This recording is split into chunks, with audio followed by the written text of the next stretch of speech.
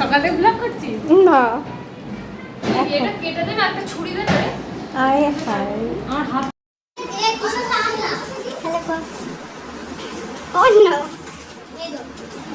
ছুটকি ও বড় জামাই দেখি না গো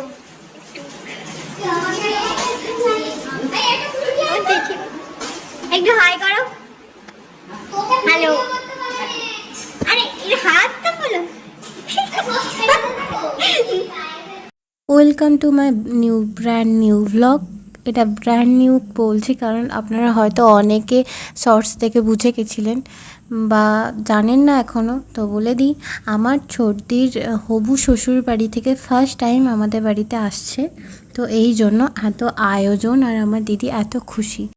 তাড়াতাড়ি ওদের বিয়ে, তো বাড়িতে একটা এখন থেকেই বিয়ে অনুষ্ঠান ভাব, মনে খুব খুশি। আর এরা তো মানে দুষ্টুমি করতে ছাড়ছেই না।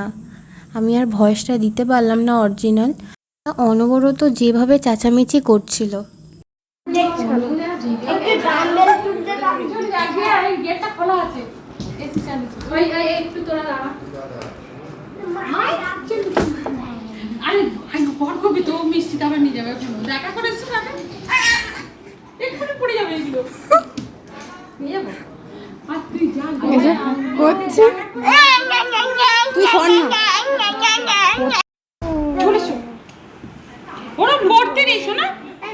আমার চর্দি তো জাস্ট নার্ভাস, ভয়ে এবং লজ্জায় পুরো একদম মিশ্র অনুভূতি হচ্ছিল। ওকে দেখে আমারও লাইক এক্সাইটমেন্ট, মানে একটা ভালো লাগা। করার পালা শেষ, এবার সবাই মিলে একটু নিচে এসে একটু আড্ডা দেওয়া হচ্ছিল।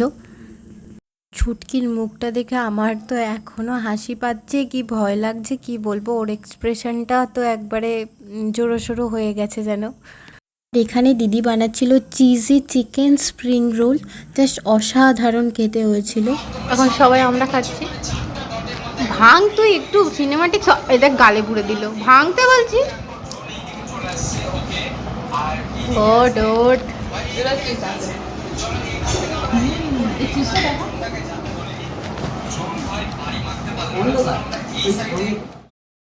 দিন একাদশী থাকার জন্য দীপেন্দার মা মানে মাসিমা নিরামিষই খাবেন, তো ওনার জন্য লুচি বানাচ্ছিলাম, আমি ভাজছিলাম আর আমার বোন ওটা ভিডিও করেছিল। আমি ভাবতে পারিনি যে ও অত সুন্দর ভিডিওটা করবে, কিন্তু আমার থেকেও ভালো মানে হাত না কাঁপিয়ে ভিডিওটা করেছে।